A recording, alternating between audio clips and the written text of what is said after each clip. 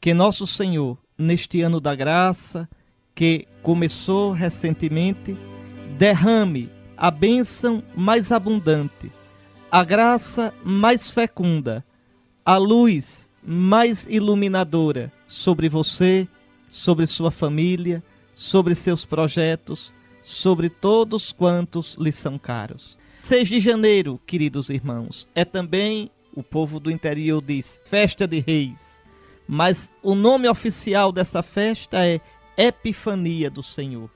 É a festa da manifestação do Senhor. O Cristo nosso Senhor, o Emanuel que veio para nós, hoje atrai pela luz da sua estrela os povos de toda a terra, atrai os pagãos, toda gente, todo povo, toda a terra viu a salvação do nosso Deus. Nosso Senhor não veio só para os judeus. Quando a gente olha o Antigo Testamento, o Deus de Israel, o Deus Santo, só tem olhos para o povo judeu, para o povo de Israel. Mas nunca esqueceu da gente. Já no Antigo Testamento estava profetizado que um dia toda a humanidade ouviria falar do Deus de Israel. Um dia toda a humanidade seria convidada a adorar o verdadeiro Deus, a ser membro deste povo santo de Deus. Um povo agora não nascido segundo a carne, mas nascido do Espírito do Messias. Pois bem, hoje, com os magos que vêm adorar o menino, o Deus nascido da Virgem, hoje, nos magos, todos os povos estão representados. Hoje a festa é nossa. Espero que você tenha tido um bom início de ano, uma boa virada de ano. E lembre, um ano novo é uma chance de recomeçar. É uma chance de caminhar no caminho do Senhor. E nós estamos ainda no tempo do Natal, não esqueça. Estamos hoje celebrando a 4ª das 5 festas do Natal. Já celebramos o Natal do Senhor, a Natividade de Jesus, no 25 de dezembro. Já celebramos a Sagrada Família, lembre, no domingo, logo após o Natal. Já celebramos no 1º de janeiro passado Santa Maria, Mãe de Deus, e agora estamos celebrando a Epifania. Depois celebraremos a festa do batismo do Senhor. São as festas do Natal, as festas que nos fazem celebrar com o coração, celebrar com o rito da liturgia a vinda do Filho de Deus, a manifestação do Filho de Deus entre nós. Está aí, é poesia pura essa leitura. Levanta-te, acende as luzes, Jerusalém, porque chegou a tua luz. Veja, esta festa da Epifania é a festa da luz. As leituras vão falar sempre da luz. E até domingo que vem, que é a festa do batismo do Senhor, nas orações da missa, vai sempre aparecer luz. Luz, resplendor, brilho, glória. Por quê? Porque na estrela do menino brilhou a luz do Salvador. Então, levanta-te, acende as luzes, Jerusalém. E eu volto a perguntar o que já perguntei em outros programas. Quem é Jerusalém? Jerusalém aqui, em primeiro lugar, é o povo de Israel, iluminado pelo Messias, que deveria vir. Então, levanta, acende as luzes, Jerusalém. É o convite para que Israel acolha o menino que veio. E você vai escutar no Evangelho que, infelizmente, Israel não acolheu o menino. Na atitude maluca, doida, prepotente de Herodes, que manda perseguir o menino e matar as crianças, nessa atitude triste já está prefigurado aquilo que acontecerá. A rejeição que o povo de Israel vai manifestar em relação a Cristo Jesus. Veio para o que era seu, mas os seus não receberam. Diz São João, lá no 1º capítulo do seu Evangelho, no prólogo do seu Evangelho. Então, essa Jerusalém que é convidada a levantar-se, a acender as luzes, porque chegou a tua luz, apareceu sobre ti a glória do Senhor. Essa Jerusalém é primeiro o povo de Israel, mas é também um novo povo de Israel, a igreja. Acende as luzes, Mãe Católica. Levanta-te, esposa de Cristo, Santa Igreja, nossa Mãe, porque chegou a tua luz, apareceu sobre ti a glória do Senhor. No meio das trevas do mundo, a igreja carrega essa luz. A igreja não é a luz é Cristo. É esta luz que a igreja apresenta diante do mundo. Mas Jerusalém também é você, sou eu. Jerusalém é cada cristão também. Então levanta-te, acende as luzes, porque chegou a tua luz. A tua luz é Cristo. Quem caminha com Cristo, caminha na luz. E o profeta diz, olhe, eis que está a terra envolvida em trevas. Nuvens escuras cobrem os povos. Mas sobre ti apareceu o Senhor e sua glória já se manifesta sobre ti. É verdade. Tanto o povo de Israel do Antigo Testamento, quanto a igreja, o povo do Novo Testamento, quanto você. Quando a gente se deixa iluminar por Cristo, quando a gente caminha na luz de Cristo, a gente se torna luz no Senhor.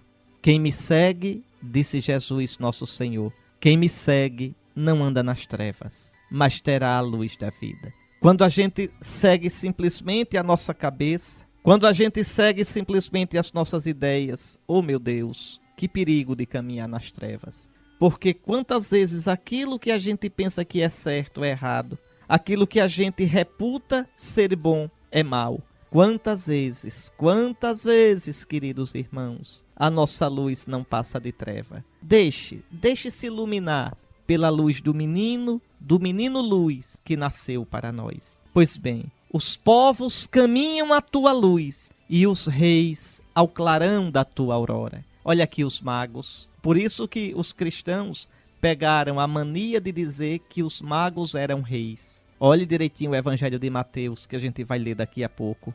Não diz que os magos eram reis. Os magos eram sábios, estudiosos. Em geral, homens que estudavam astrologia. Astrologia, compreenda, nós diremos hoje astronomia, está certo? Pois bem, eles não são reis, mas exatamente porque hoje, tanto na primeira leitura como no Salmo, se fala em reis, isso foi entrando na cabeça do povo. E veio daí a história dos reis magos. Pois bem, os povos caminham à tua luz e os reis ao clarão da tua aurora. Sim, a igreja, os cristãos, têm o dever de trazer luz ao mundo. Não porque a gente seja melhor, não porque a gente tenha mais luz que os outros, mas é porque nós conhecemos Jesus. E Jesus é a luz. Pois bem, e olha agora que palavra linda é esta, dita tanto a Israel, se aceitar Jesus, como dita para a igreja. Levanta os olhos ao redor e vê. Todos se reuniram e vieram a ti. Teus filhos vêm chegando de longe com tuas filhas carregadas nos braços. Ao vê-los ficarás radiante, com o coração vibrando e batendo forte, pois com eles virão as riquezas de além-mar e mostrarão o poderio de suas nações. Será uma inundação de camelos, virão todos trazendo ouro e incenso e proclamando a glória do Senhor. Mas o que é que o profeta está dizendo aqui? O profeta está dizendo ao povo de Israel que um dia toda a humanidade iria adorar o seu Deus, iria conhecer o seu Deus. Que coisa impressionante! Israel é um povo pequeno, um povo pobre, um povo oprimido por povos mais fortes. Um povo que não passava de nada. E, no entanto, Deus diz que o Deus de Israel seria conhecido por todos os povos. Está vendo que Deus cumpre o que promete? Está vendo que hoje toda a humanidade ouviu falar no Deus de Israel? Está vendo cristãos, muçulmanos, judeus adoram o Deus de Israel? Que mistério. Mas aqui, quando é que essa profecia começou a se cumprir? Com a vinda de Jesus, nosso Senhor. Quem crê em Jesus e é batizado no seu nome, passa a fazer parte do novo Israel, que é a igreja. Que agora não é mais um Israel segundo a raça, segundo a cor, segundo o sangue. Não. O Israel de Deus se baseia só na fé em nosso Senhor Jesus Cristo. Todo aquele que crê em Jesus e for batizado nele, entra a fazer parte deste novo Israel. Recebe a iluminação, a luz do Espírito Santo de Jesus. Isto vale, e repito, para o novo povo que é a igreja. Mas vale para mim, vale para você, vale para qualquer um de nós. Ô meu querido irmão, minha querida irmã, onde você está, existe treva. Onde você está, existem tantas pessoas que vagam na vida sem saber o caminho. Olhe, abra o coração para Jesus. Deixe Nosso Senhor iluminar você.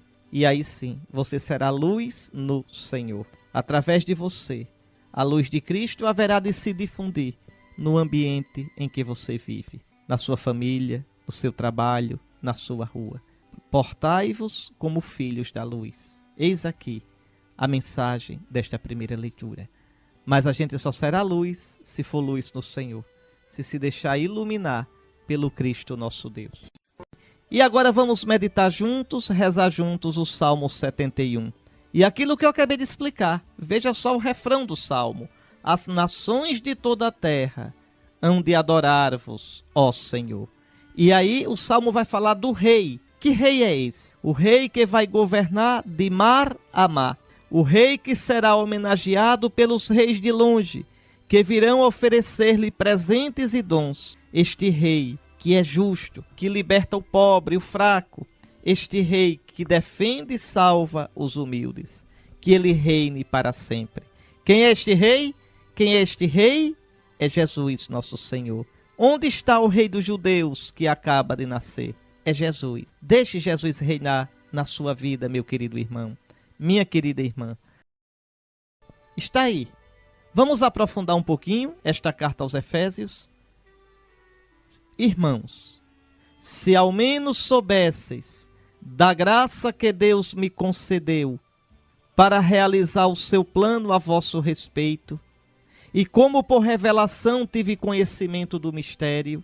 Atenção, São Paulo está escrevendo aos Efésios. Éfeso era uma cidade pagã, uma cidade que antes adorava Ártemis, a deusa dos Efésios, também chamada de Diana. Pois bem, e São Paulo passou ali em Éfeso cerca de 3 anos, na terceira viagem dele, na terceira viagem apostólica. Passou ali cerca de 3 anos, pregou o evangelho, converteu muita gente e ali fundou a Igreja de Cristo. Naquela cidade, mais uma comunidade cristã. Paulo fundou tantas comunidades cristãs, tantas igrejas de Cristo. Igrejas, entenda, comunidades cristãs, todas elas membros da única igreja, santa, católica e apostólica. E agora São Paulo, escrevendo aos Efésios, explica por que é que os pagãos, logo no início, não eram o povo de Deus. O que foi que houve? E agora são o povo de Deus. Olha aqui. Irmãos, se ao menos soubesseis da graça que Deus me concedeu para realizar o seu plano a vosso respeito. Olha que coisa. Deus tem um plano para os pagãos. O plano de Deus a vosso respeito. E como por revelação tive conhecimento do mistério. Que mistério? Que projeto de Deus Paulo quer revelar? De que projeto Paulo teve conhecimento? Escute. Este mistério Deus não fez conhecer aos homens das gerações passadas, mas acaba de o revelar agora, pelo Espírito, aos seus santos apóstolos e profetas. Mistério aqui quer dizer o plano de Deus. E Paulo fala de um plano de Deus que no Antigo Testamento não aparecia claro, mas agora é claro. E qual é este plano? Qual é este mistério? Qual é esta novidade? Escute qual é. Os pagãos são admitidos à mesma herança do povo de Israel. Quer dizer, os pagãos agora podem entrar no povo de Deus. Os pagãos não são abandonados por Deus. Nós, eu, você, que não somos do povo de Israel, segundo a carne, que não somos judeus, nós agora temos esperança em Cristo. Olha aqui, os pagãos são admitidos à mesma herança. São membros do mesmo corpo. Agora o corpo não é mais o corpo do povo de Israel, é o corpo de Cristo. Pelo batismo, crendo em Jesus, você entra no corpo de Cristo. E entrando no corpo de Cristo, você se torna membro de Cristo, membro do novo povo que é a igreja. Então, os pagãos são admitidos à mesma herança, são membros do mesmo corpo, são associados à mesma promessa em Jesus Cristo por meio do Evangelho. Está aí. É este o sentido destas afirmações de São Paulo. Afirmações importantes, importantíssimas. Então, a salvação não é só para os judeus. A salvação é para todos os povos. E agora a salvação não está mais na prática da lei de Moisés. A prática da lei de Moisés serve para os judeus. A salvação agora está em Cristo Jesus, nosso Senhor. É quem crê em Jesus. Crendo em Jesus, nosso Senhor, nós recebemos o batismo e entramos a fazer parte do novo povo de Deus, que é a igreja. Do Israel que não se baseia mais na carne, no sangue, na descendência de Abraão simplesmente, mas se baseia na fé em Jesus, recebendo no batismo o Espírito Santo de Jesus. Por exemplo, se você pegar a primeira carta de São Pedro, São Pedro vai dizer a mesma coisa que São Paulo está dizendo. São Pedro olha agora para os cristãos que eram pagãos e diz, olha, primeira carta de Pedro, capítulo 2, versículos 9 até o 10. Olha só. Vós sois a raça escolhida. Está vendo? O sacerdócio régio, a nação santa, o povo que ele adquiriu, a fim de que proclameis os grandes feitos daquele que vos chamou das trevas para a sua luz maravilhosa. Então, antes nós éramos pagãos. Nós não somos membros do povo de Israel, do povo de Deus do Antigo Testamento. E agora nós somos. Olha, São Pedro diz para nós, para mim, para você, aquilo que a Escritura Santa dizia para o povo de Israel. Se você olhar, por exemplo, no livro do Êxodo, se diz que Israel é a raça escolhida. Você pode olhar em Êxodo 19, versículo 5. Você pode olhar Êxodo 23, versículo 22. Você pode olhar Isaías 43, versículos 20 e 21. Então, que se diz que Israel é um povo escolhido, é uma raça escolhida, é uma nação santa. E agora aquilo que Israel era, vale para nós também, olha. Vós sois a gente escolhida, o sacerdócio régio, a nação santa. Eita, e como é que a gente é isso? Olhe, vós sois o povo que ele adquiriu, a fim de que proclameis os grandes feitos daquele que vos chamou das trevas para a sua luz maravilhosa. Essa luz que brilhou na Epifania, na festa de hoje. Essa luz que atraiu os magos. Mas essa luz é só o começo, porque a verdadeira, a luz definitiva brilhou na ressurreição. Outrora erais trevas, agora sois luz no Senhor. Andai como filhos da luz. Repare. E São Pedro continua, olha só. Vós sois aqueles que antes não eram povo, agora, porém, são povo de Deus. Os que não eram objeto de misericórdia, agora, porém, alcançaram misericórdia. Pode olhar, primeira carta de São Pedro, capítulo 2, versículos 9 e 10. Então é por graça que o Senhor Jesus nos chamou.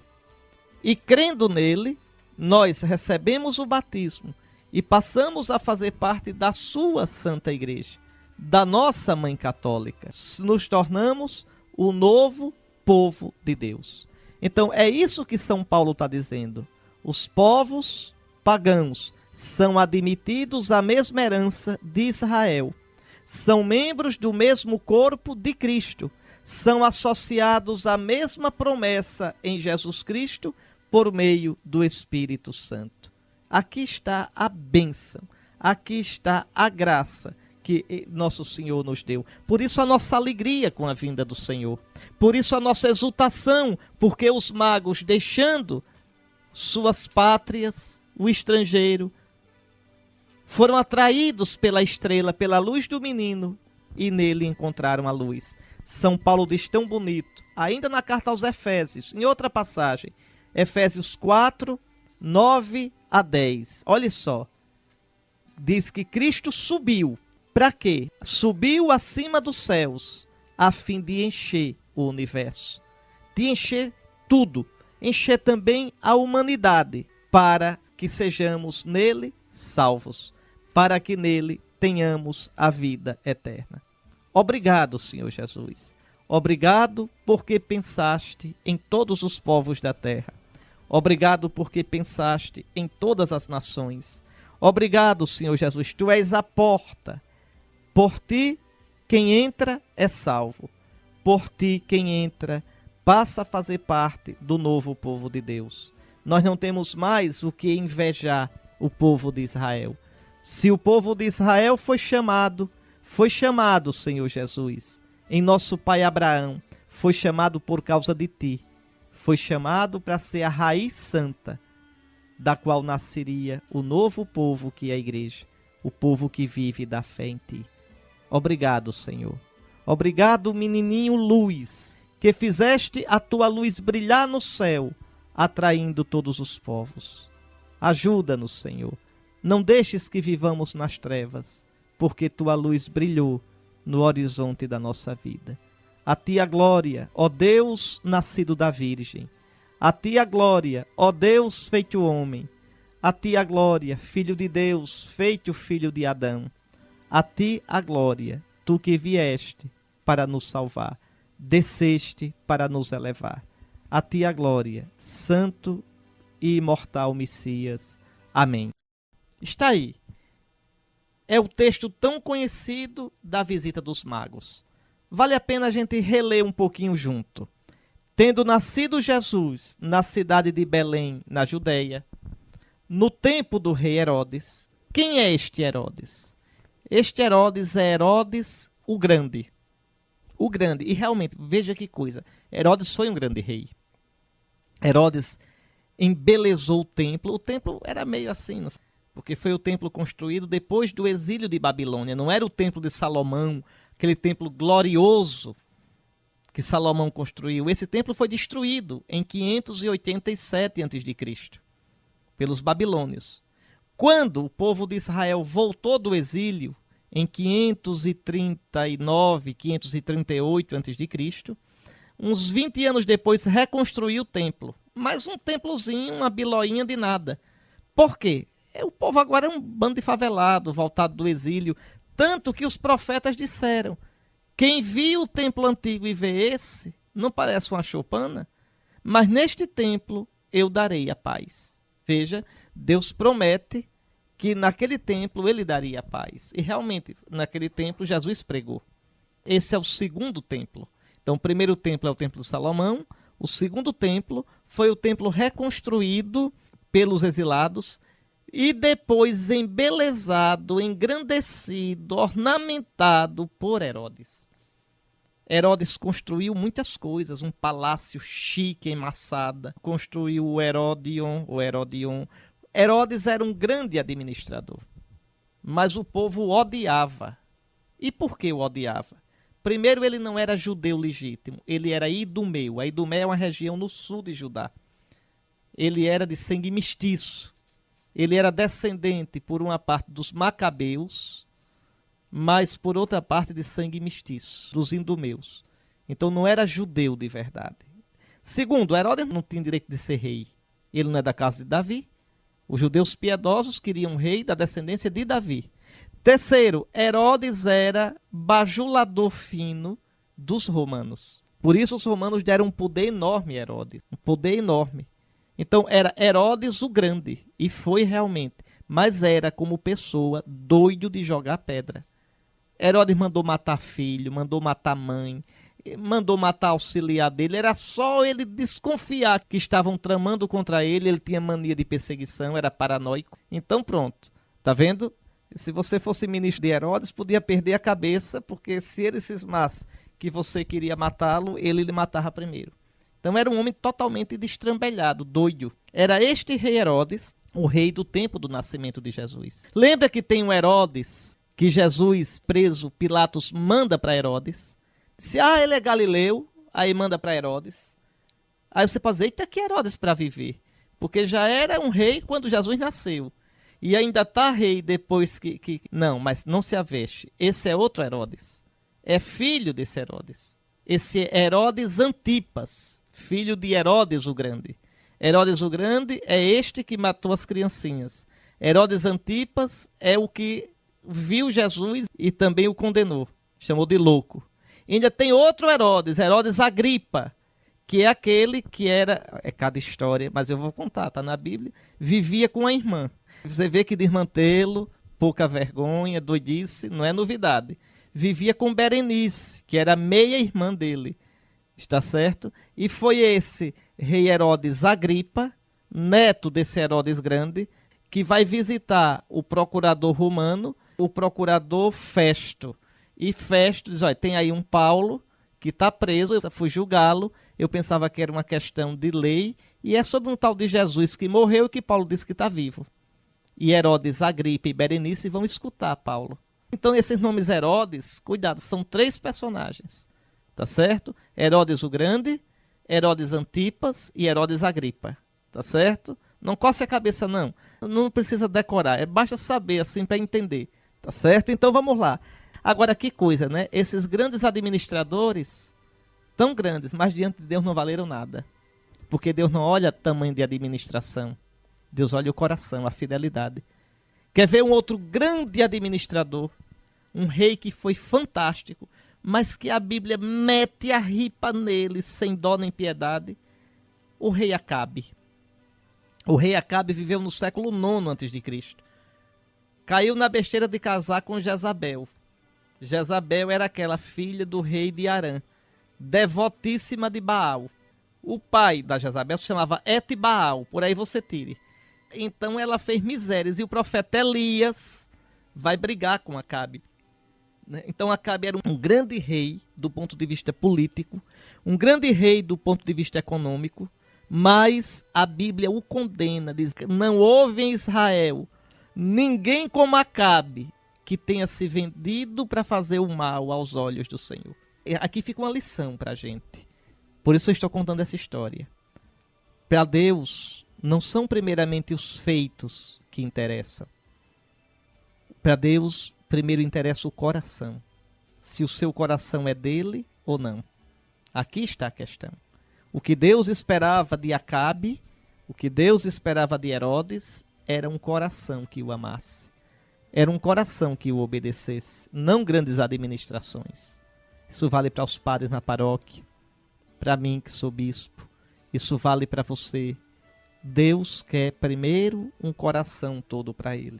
Mas vamos voltar aqui para Herodes. Então, no tempo do rei Herodes, eis que alguns magos, veja, alguns estrangeiros, estudiosos do Oriente. Qual é o Oriente? É o Japão, a China? Não.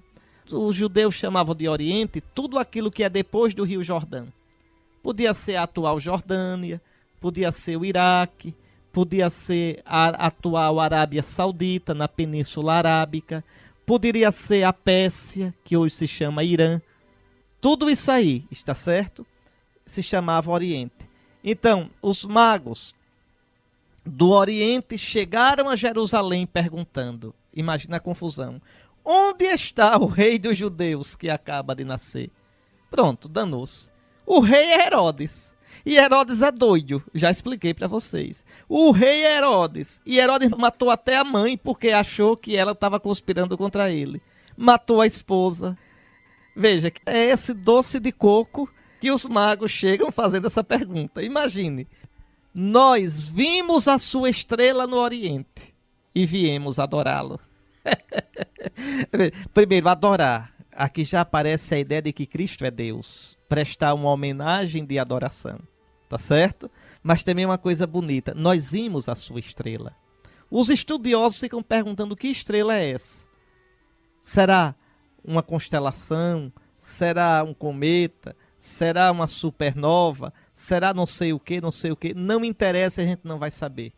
Aqui interessa o seguinte, essa estrela não é primeiramente um astro no céu. Essa estrela é a luz do menino. É a estrela do menino. Feliz aquele que na vida vi a luz do menino. Feliz aquele que na vida vi a estrela do menino e se deixar guiar por ela.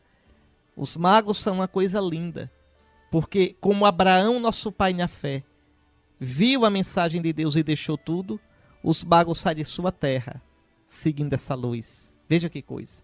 Mas vamos acompanhar a história. Ao saber disso, o rei Herodes ficou perturbado. Perturbado, ele ficou, foi doido. Imagine. Assim como toda a cidade de Jerusalém. Que coisa. Jerusalém, a cidade santa. Jerusalém, a cidade do Messias, se perturba quando sabe do nascimento desse menino. Era para Jerusalém se alegrar. Alegra-te, Jerusalém. Rejubila, Sião. Não. Jerusalém se perturba. Às vezes, quando a gente vive uma vida fechada para Deus, a palavra de Deus não mais nos alegra. A palavra de Deus nos perturba. Às vezes as pessoas dizem, é por isso que a igreja perde fiéis. Porque não permite isto, porque não permite aquilo. É que a igreja não se baseia em fazer sucesso e ser agradável. O que deve perturbar a igreja não são essas coisas. Mas o que deve perturbar a igreja é a fidelidade à palavra do Senhor. Jerusalém aqui está na treva. Veja, os magos vêm e seguem a luz. Jerusalém não segue a luz. Tanto que quando os magos chegam em Jerusalém, a estrela desaparece. Jerusalém está tão fechada. Você não está fechado, não? Pense bem. Jerusalém está tão fechada que apaga a luz do menino. Que não vê a luz do menino. Bem que São João diz no início do seu evangelho. A luz brilhou nas trevas, mas as trevas não aceitaram. Veio para o que era seu e os seus não receberam.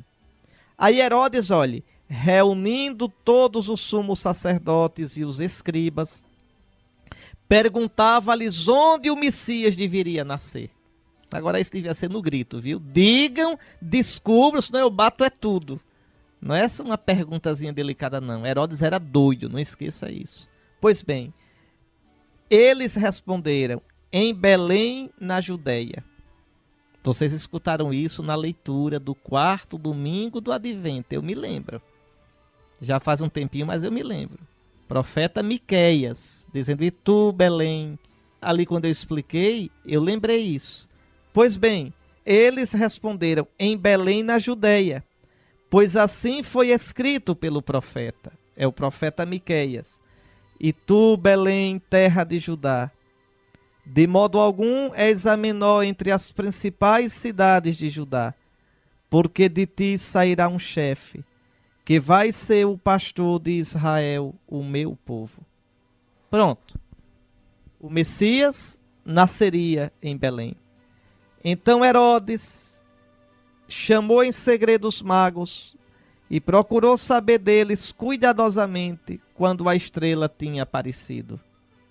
Depois os enviou a Belém, dizendo, ide e procurai obter informações exatas sobre o menino, e quando o encontrardes, avisai-me para que também eu vá adorá-lo.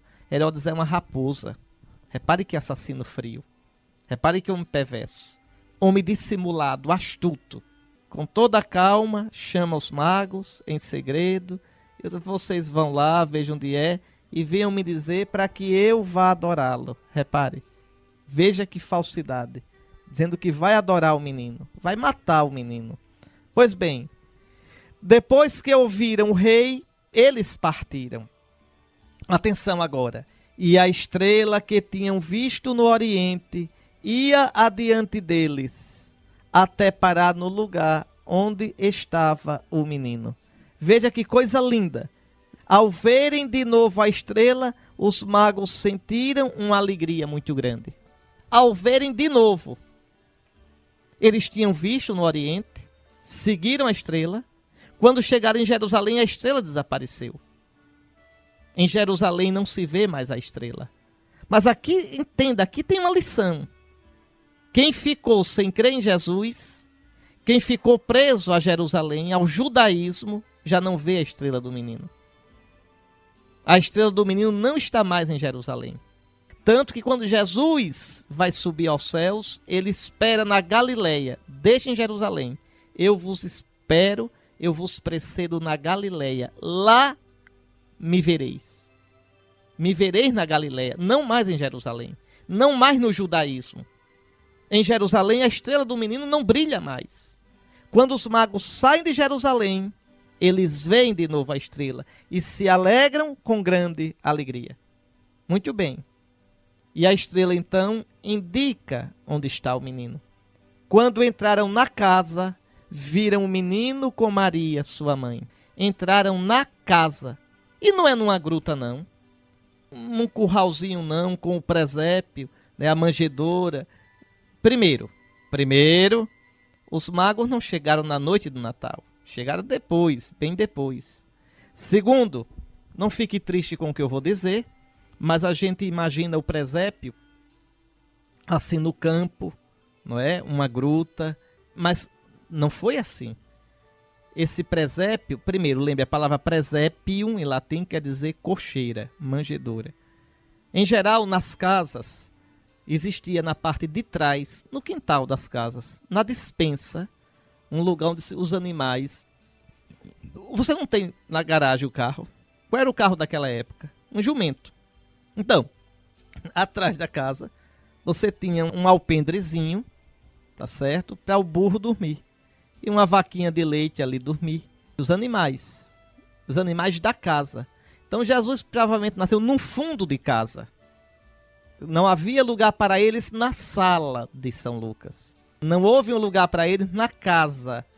Colocaram alguma alma piedosa. Olha, se vocês quiserem, tem lá atrás a despensa.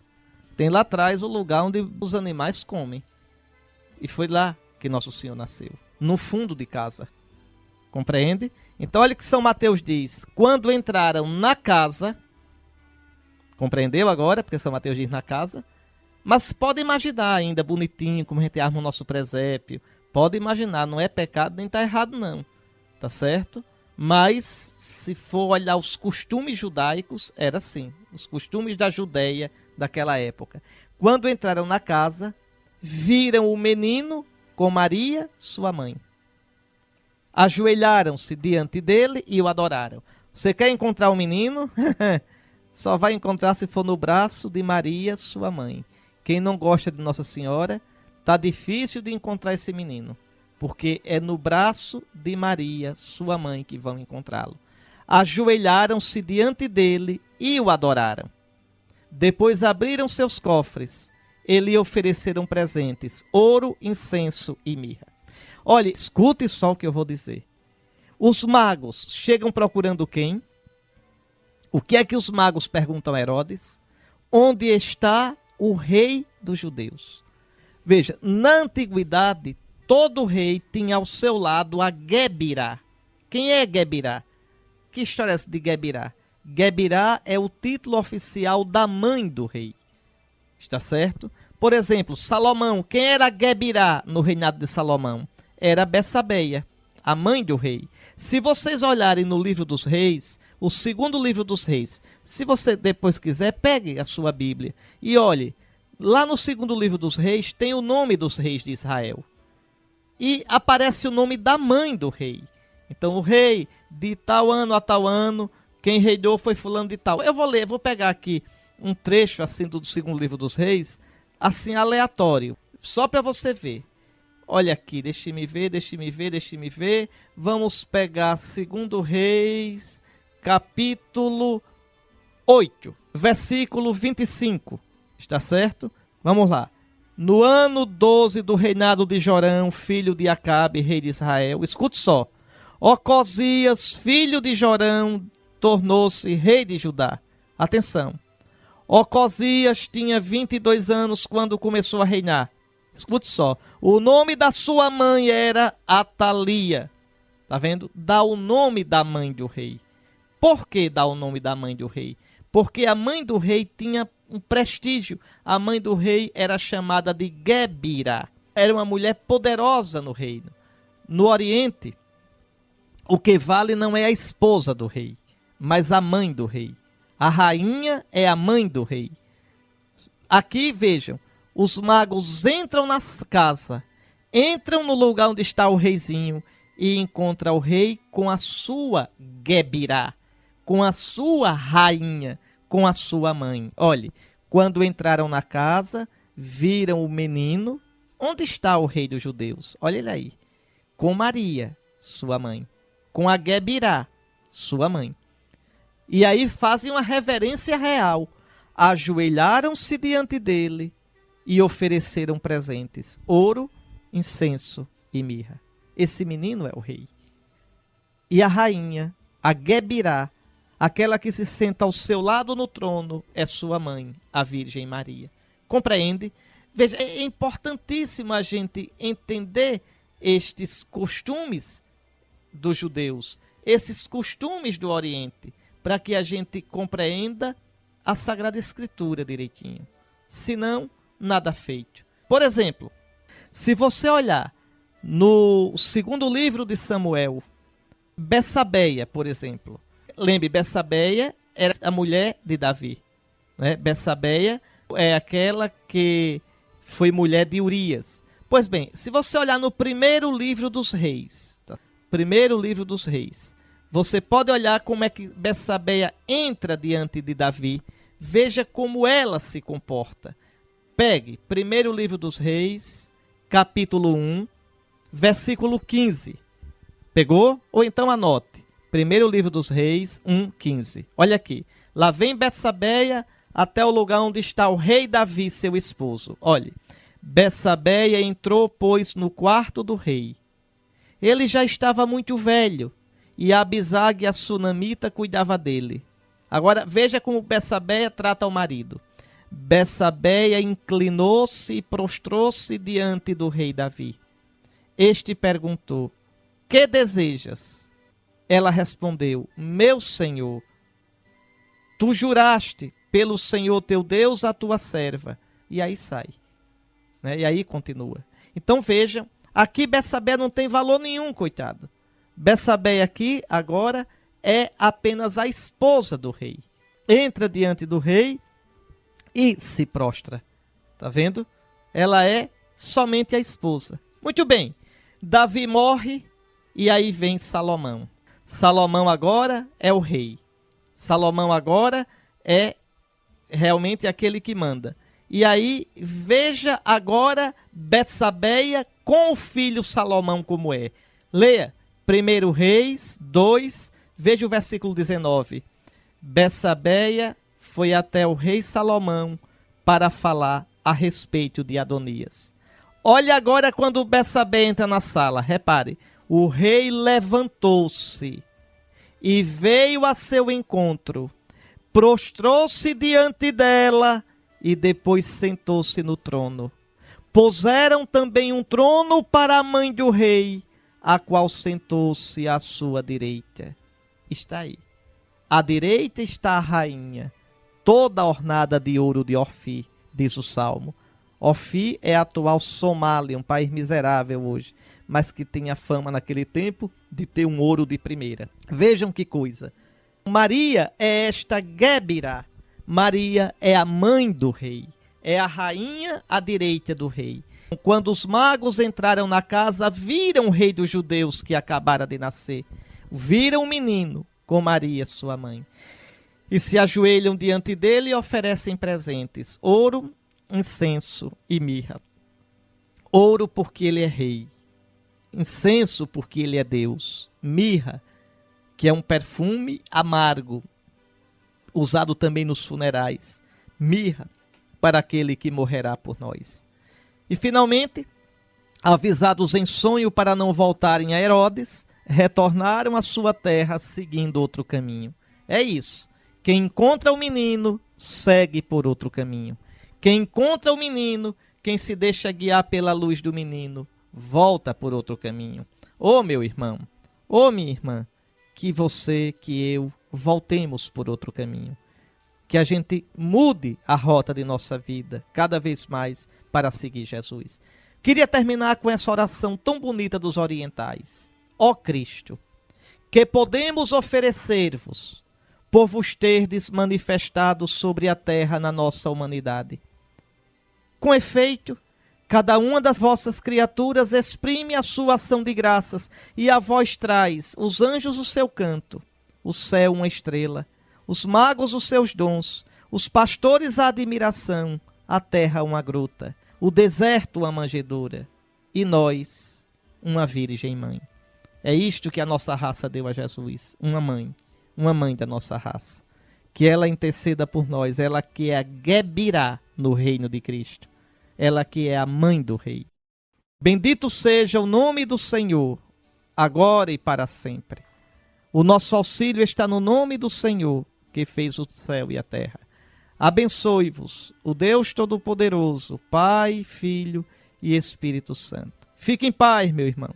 Fique em paz, minha irmã. Até domingo, com a graça de Deus.